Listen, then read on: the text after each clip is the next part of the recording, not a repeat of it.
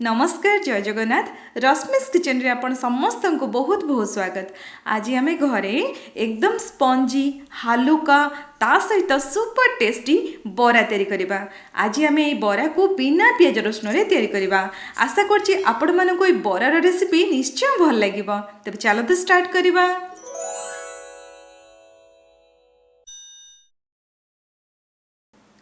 बरा प्रस्तुत करने प्रथम आम बिरी को भल कि धोई नवा तापर ताको आम बतुरे नवा 4-5 घंटा पर्यंत बिरी भल कि बतुरी गला पर चोपा जदि लगी चोपा बाहर कर नवा। मुझे चोपा लगा बिरी नहीं मु चोपा छड़ेकी मसला जार में बाटी आ अल्प पानी देकी काठुलिया करके बाटी। जितेबाला मु बाटुली अल्प किसी बिरी को साइड्रे रखी भी देची। तो ये आपण मानक गोटे टिप्स देवी जितेबाला भी आपण बरा तैयारी करने बिरी नौछंती ध्यान रखिए सेटा नुआ अमल बिरी होता दरकार। नुआ अमल बिरी रे आपणकर जो बराटा हम एकदम हालुका और स्पंजी हम और तार टेस्ट बहुत बढ़िया आसता। एबे चलतु बिरी बटा को आम भल कि फेंटी नवा। से आम गोटे तसला कड़ई किंबा गोटे फर्चा जगह नवा। तो चलतु ये आम सबुत जाक बिरी बटा को नहीं जिबा।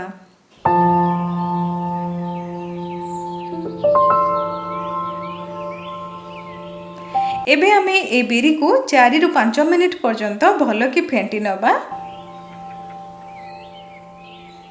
बिरी बटा को आप जो डायरेक्शन में फेंटुंट एक्जाक्टली से डायरेक्शन में फेंटे जमा भी ओल्टा फेंटेनि जहाँफल कि आपंकर बिरी बटा जल्दी जल्दी फ्लफी हम बहुत बढ़िया एरिएशन हम आ फुलिकी देखु तार रंग भी परिवर्तन हो जाए पूरा पूरी धला देखा बिरी बटा आमर रेडी होगला। एबे आम से सुजी मिसेबा जी आप बिरी नहीं बतुरे की बाटी माने बिरीटा आप जी नहीं परिमाण आप सुजी नहीं पारे। मुझे गिनारे मापिकी बिरी गोटे गिना नहीं से सुजी नौची किंतु सुजीर परिमाणटा मु 2 चम्मच कम करके नेची। एबे हमें सुजी को बिरी सांगरे भल के मिसेकी चकटी नवा। पाखरे मु पानी भी रखी कहीं आवश्यक पड़ो दरकार पड़े टिके आम छिंचिबा।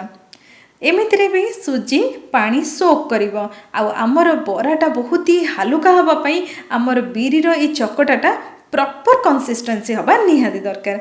प्रथमे आम सुजी सांगरे बिरी बटा को चकुटिबा तापरे आवश्यक पड़े एथिरे आम पानी को छिंचिबा। आपण माने देखि परछन्ते हाथ रे केमती चिकीटा हेकी लागुची ता माने हमर ए बिरी बटारे अल्प अल्प करी पानी मिसिबो आ ताको भल के चकुटा हबो।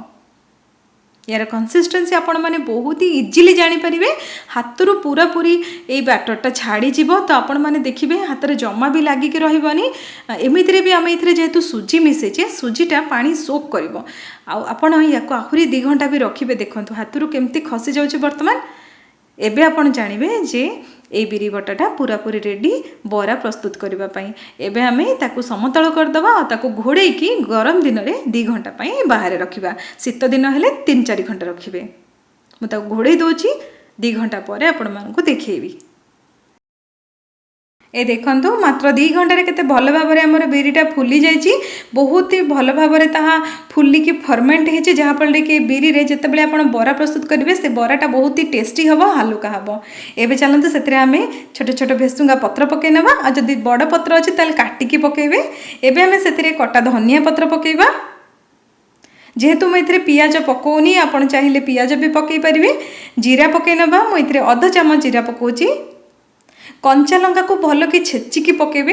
कटा अपेक्षा छेचाटा बेसी स्वाद लगी थाए आ ता सहित यार फ्लेवर बहुत बढ़िया आसते। मु 1.5 चम्मच कंचा लंका पकोची आपण टेस्ट अनुसार पकेबे।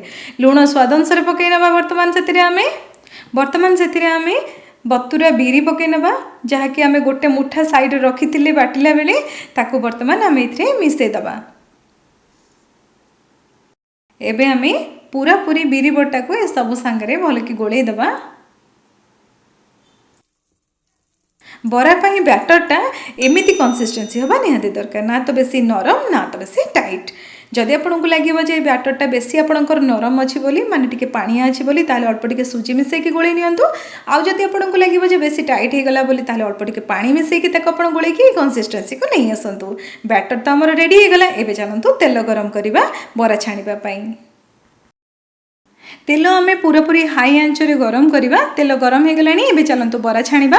बरा छाणीबाई आपण चाहिए हाथ में पत्र कि जरी रे सेट करके बरा को छाणी पारे ना तो मो परिका एमती गोटे स्टील चा छणार भी छाणी पारे।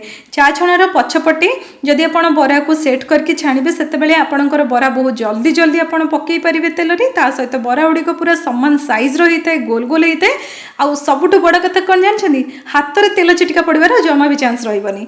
एबे आमे बरा को सेट करुचे। मझिरे आपण कणा देई परिबे न देई परिबे आपणकर चॉइस।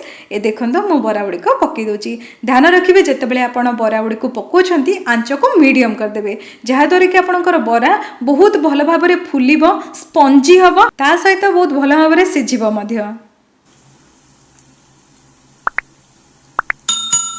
सबु बरा गुड़ी को पकई सारा पर आंच को पुणी थे हाई करवा। तापर आम बरा गुड़ी को ओल्टे ओल्टे छाणी नवा। आपण मैंने देखिपुं धीरे धीरे बरा गुड़िकर कलर केमती चेंज हो आसलानी। आमती कि पूरा पूरी गोल्डन कलर आसो से पर्यंत आम ताको छाणी नवा। देखंतु बरा आमर गोल्डन कलर हो गलानी। एबे आम ताको छाणीकी बाहर करनवा। केते सुंदर दिसछि हमर बरा गुड़ी को देखंतु। एबे आमे सेकेंड बैच बरा गुड़ी को छाणी नवा।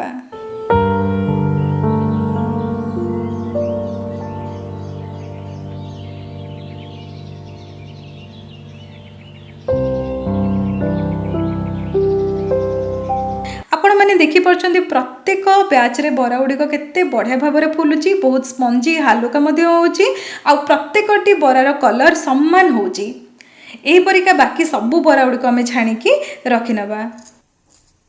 बाहर कुड़ुमुड़िया आ भितरटा तुला परिका नरम एकदम स्पंजी हालुकाए बरा खाइबा पे बहुत टेस्ट लगी थाए। याको पण निजर चॉइस रो चटनी संगरे, सॉस संगरे किमा सांभर संगरे खांतु आपण मानकु खूब भल लागिबो। ए बरा खाइबा पे बहुत स्वादिष्ट लगी थाए। घरे प्रस्तुत करंतु आ समस्त को केमिति लागिला मते कमेंट बॉक्स रे निश्चय जणांतु। आ हां जदि किछि बरा बंची गला ताहले आपण याको दही बरा भी पकई परिबे। ए बरा दही बरा को मध्ये बहुत बढ़िया हालुका है कि बहुत बढ़िया भाबरे फुली जाय थाए। आशा करछि आपण मानकु ए स्वादिष्ट बरार रेसिपी निश्चय पसंद आस्तिबो। जदि भल लागे ताहले वीडियो को लाइक कर देबे, समस्तक संगरे शेयर करनेबे। आ आसुतबा सब वीडियो को देखिबा पई मो चैनल को सब्सक्राइब करनेबे।